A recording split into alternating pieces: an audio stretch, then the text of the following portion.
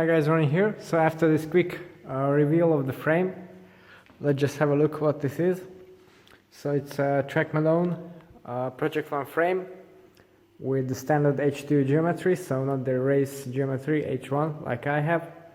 And the paint job is the Track Factory Racing replica paint job, so quite a nice looking bike in general, although I wouldn't have it as my personal bike in this paint job, but still, it's a pretty special bike nevertheless. So what are we going to build it up with? So the wheels, I have shown you these earlier. So these are 303 Firecrest carbon clinchers with Vittoria G+ tires. These are all proven performers and good all-rounders, so they will go with the all-rounder nature of the Madone frame. These are the parts you get with the frame. So when you're ordering Project 1, you get the choice of the seat post and its dimensions, same for the bar and stem. Then you get a couple of spacers. So let me just show you these. So this is for the headset. These are some covers for the down tube to house the Di2 junctions. With my frame, there was only one of these. Now they include two, so this is for the 5 connector port, and this is for the standard 3 connector junction, I think. So you can now, no matter what port you use, you can fit them in your Madone frame. This is also new compared to my frame, and it's basically a headset spacer with which you can use a standard bar and stem. And then you've got, or a top cap rather, because the spacers are over here. So now you get 2 sets of spacers instead of 1. And one of them is for, well, this package actually. These are for the standard bar and stem combo, and these are for the integrated bar and stem, which we are going to use now. Then we go further. This is the preload adjuster for the down tube in case you're running full mechanical. Luckily this is going to be an ETAP build, so it's going to be very simple and very quick in terms of cable routing.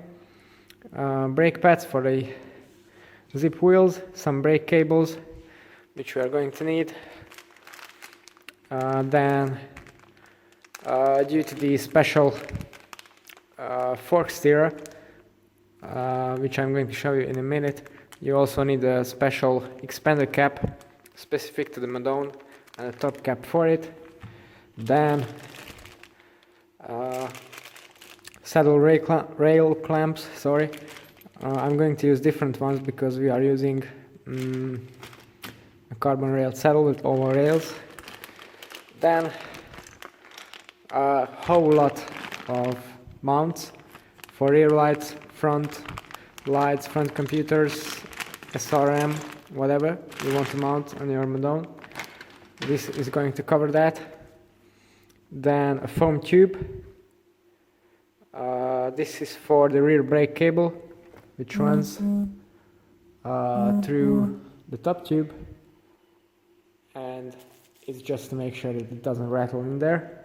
And then also some minor parts, so cable guides, cable stops, the chain catcher, etc. So yeah, all the little bits that are going to go onto the frame. And then front brake. Yeah, so these are the parts that come with the frame. Now let's look at the parts for the build. Let me just put this away. Yeah, so as I said, ETAP group set in the Y-Fly version.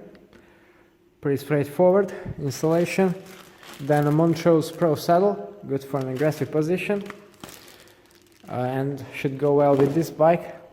Then some chainrings, 50 to 36 SRAMs, which will go on the Quark Red D0 power meter crank on there. And they are going to spin on Kogel ceramic bearings. This is not really a bottom bracket because track bottom brackets are just two bearings pressed directly into the frame. And also I want to try the Hope GXP conversion kit.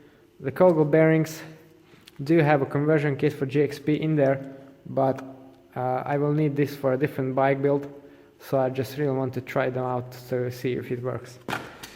Okay, the group set itself, the wheels are already set up, the power meter is over there, so I think we have everything. So let's just not waste any more time and start building this beast up. Oh yeah, and if in case you are watching this and you are planning to build a Madone of your own, what should you do first? Well, the user manual is quite good, so I definitely recommend checking it out.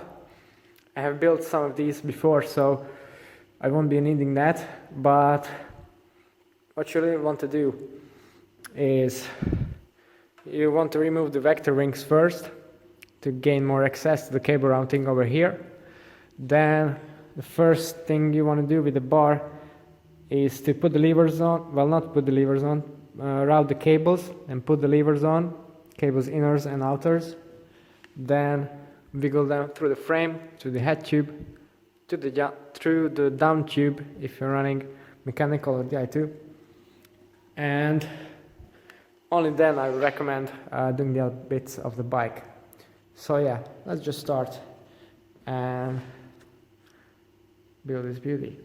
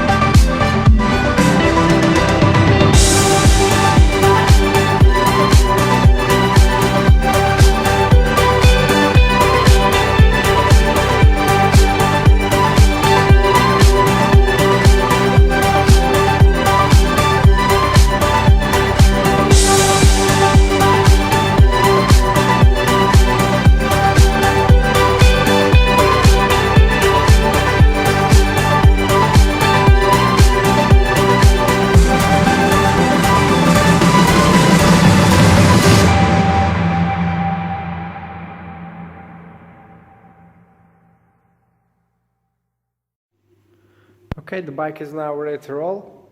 I have finished it up with Lizard Skin's DSP bar tape, 2.5mm, solid black, and added a couple of details like the Silca speed balance to balance the wheels out, to get rid of that high speed vibration, and also a Bontrager XXX bottle cage. Other than that, the spec is already what I've showed you at the beginning of this video.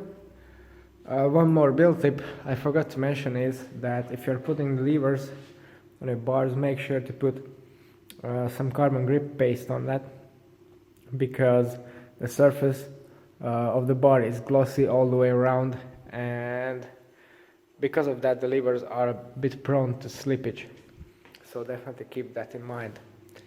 As for the complete build itself, I'm sure you'll be interested in the weight. That is 7.55 kilograms, right as it sits now. Of course there'll be an additional 200 or 300 grams from the pedals. I think they will be Speedplay Zero stainless ones, but still the bike is going to be a good chunk under 8 kilos, which I think for a full-on air bike, quite a large size, and clincher tires, aero wheels, it's a bit decent power meter as well, so it's going to be good weight nevertheless. As for the frame shape,